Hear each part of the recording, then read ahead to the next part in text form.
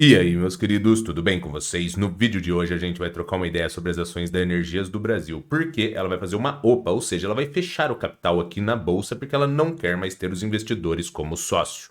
Então a gente vai comentar um pouco sobre esse tema e eu vou mostrar para vocês três ações que eu acho atrativas e eu estudaria e cogitaria fazer esse transporte de grana, tirar da Energias do Brasil e talvez alocar nessas ações.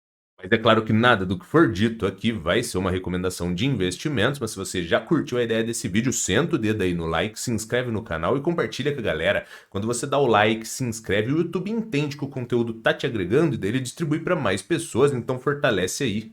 Se você investe na Energias do Brasil, comenta aqui embaixo se você vai vender antecipadamente, se você vai esperar a data do fechamento de capital e em quais ações que você vai direcionar esse recurso.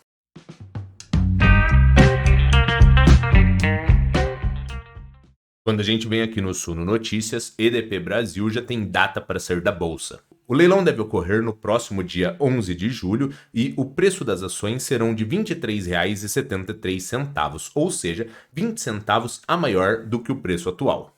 Aí, nesse momento, muitos investidores já ficam com aquela questão: será que eu espero até o dia 11 de julho ou será que eu já as vendo por 20 centavos a menor? Na minha opinião, talvez faça sentido você desalocar esse recurso já. Por quê? Porque daí você já consegue fazer essa operação. Se você precisar compensar algum prejuízo, você também já consegue fazer, caso você tenha lucro nessa operação.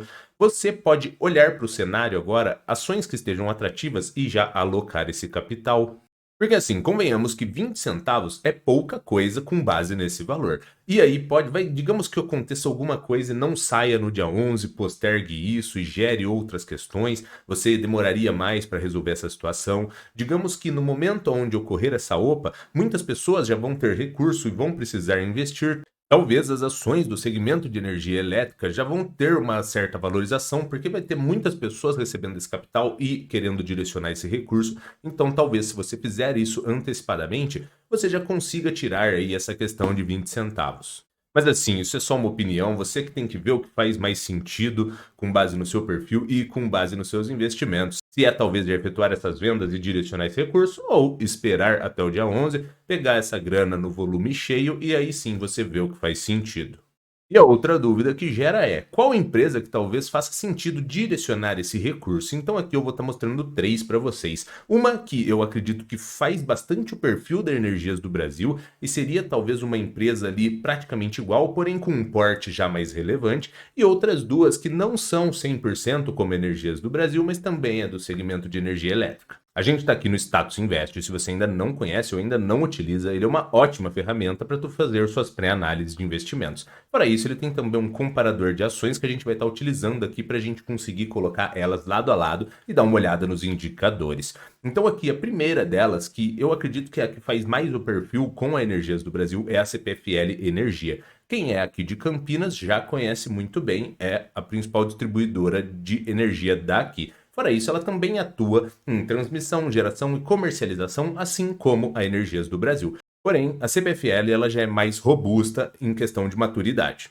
Quando a gente olha os indicadores fundamentalistas, a gente consegue ver que eles são bem parecidos. Em relação ao dividendo, estão aqui na casa de 6%, ambas as duas. Em relação a preço-lucro, a CPFL está até mais atrativa que a Energias do Brasil, está aqui na métrica de 7. Em relação ao preço de valor patrimonial, esse daqui está distorcendo um pouco. Muitas pessoas já ficam preocupadas quando está ali acima de 1, mas assim, você não pode deixar de investir em uma ação que gera lucratividade, que gera caixa e que distribui um dividendo relevante apenas por conta do indicador de preço-valor patrimonial estar muito superior a 1. Se a empresa possui lucratividades recorrentes, geração de caixa recorrente e uma distribuição de dividendos recorrentes, isso gera essa credibilidade e você não precisa se preocupar muito com esse indicador estar superior. Na parte aqui de margem bruta, estão praticamente iguais aqui na linha de 30 e margem líquida, a CBFL tem uma margem líquida melhor, ou seja, sobra uma maior lucratividade com base no que ela investe. Na parte de dívida líquida sobre EBITDA, a CPFL está com uma dívida inferior a Energias do Brasil, o que isso é positivo. A dívida líquida seria o quê? Você pega a dívida bruta, tira ali as disponibilidades que a empresa tem, você vai ter o saldo de dívida líquida. O EBITDA é uma estimativa de geração de caixa operacional da empresa, ou seja, é uma estimativa do poder de gerar grana que a empresa tem.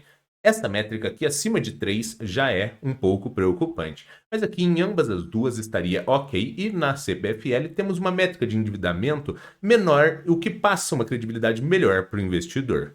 Na parte de liquidez corrente, ela também está melhor do que Energias do Brasil, ou seja, ela tem mais ativos ali, mais bens e direitos do que obrigações a pagar. Esse indicador estando acima de 1, ele quer dizer isso, que a empresa está com mais ativos do que passivos, então é bem atrativo também. Em relação a ROI e a ROIC, ou seja, retorno sobre o patrimônio investido e retorno sobre o patrimônio investido adicionado o saldo da dívida, ela está superior também a Energias do Brasil, o que mostra que ela consegue trabalhar melhor esse retorno desses investimentos do que a EDP. E é bem atrativo também ambas as métricas aqui, na casa de ROI de 30 e ROIC de 20. Ou seja, em relação a indicadores, deu para perceber que a CPFL está ou igual ou melhor do que a Energias do Brasil. Se você quiser saber mais sobre ela, principalmente questões de preço-alvo, a gente tem vídeos aqui no canal sobre a CPFL. A única questão é que esse valor atual da ação, eu considero ele um pouco alto, ou ali na linha do preço justo, mas assim, eu acredito que ele tenha uma exposição a risco um pouco relevante, a depender dos resultados que ela gere ao longo do tempo. Caso sejam resultados que sejam constantes e com aumento, aí sim não seria um preço ruim. Porém, se ela tiver uma queda nesses resultados ou em margem, isso poderia impactar o preço das ações. Então, confere aquele vídeo lá para você ver essa questão de preço justo e ele vai te agregar mais valor ainda.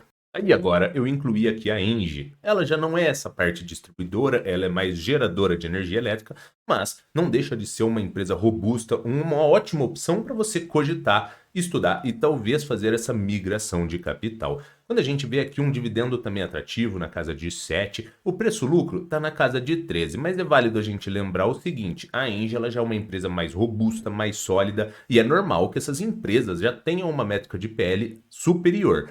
Eu não acredito que 13 para a Engie seria ruim.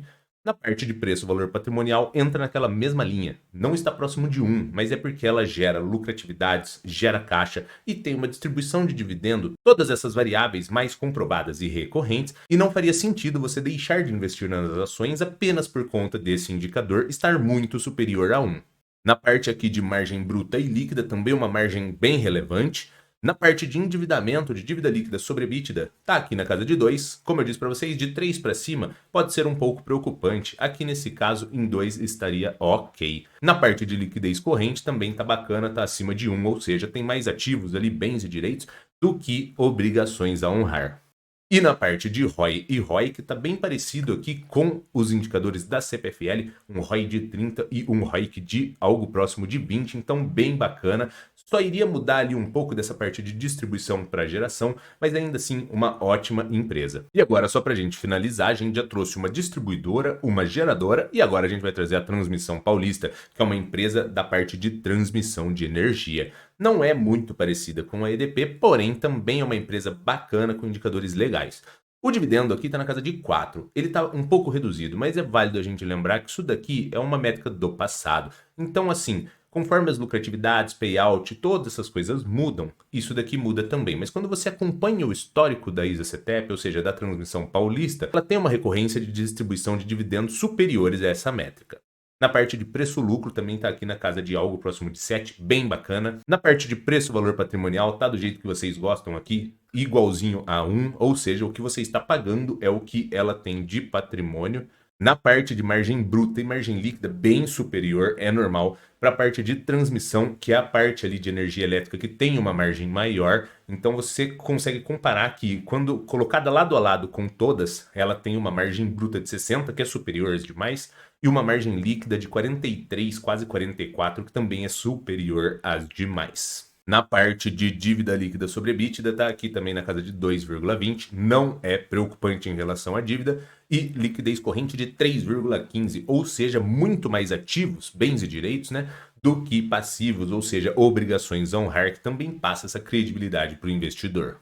E na parte do ROI e de ROIC, um ROI aqui na casa de algo próximo de 15 e um ROIC próximo de 13. Não muito atrativo quanto CPFL ou Engie, porém interessante. Então, só para a gente finalizar, todas essas três aqui teriam indicadores interessantes. A gente viu que tem uma ali de distribuição, geração e transmissão, e aí você teria que ver o que faz mais sentido com o seu perfil e com a sua carteira. No caso da CPFL, a gente tem vídeos aqui falando mais sobre ela, sobre TRPL e Engie nós temos também, mas a parte mais de preço justo é mais dessa da CPFL. Mas na minha opinião, eu acredito que talvez eu dividiria esse recurso entre TRPL e Engie. A parte da CPFL não é que ela é ruim, porém, eu tenho um pouco de pé atrás em relação ao valor que ela está sendo trabalhada. Então, eu, Diego, faria isso. Eu dividiria parte em TRPL, parte em Engie, ou escolheria uma dessas duas para alocar o recurso inteiro. Mas isso é apenas a minha opinião. E é claro que nada do que foi dito aqui foi uma recomendação de investimentos, porque você que tem que ser responsável por estudar e se capacitar, porque no fim do dia o lucro ou prejuízo é inteiramente seu. Mas se você curtiu a ideia desse vídeo, senta o dedo aí no like, se inscreve no canal e compartilha com a galera para o canal crescer, dá essa força aí. Valeu, meus queridos, e abraços!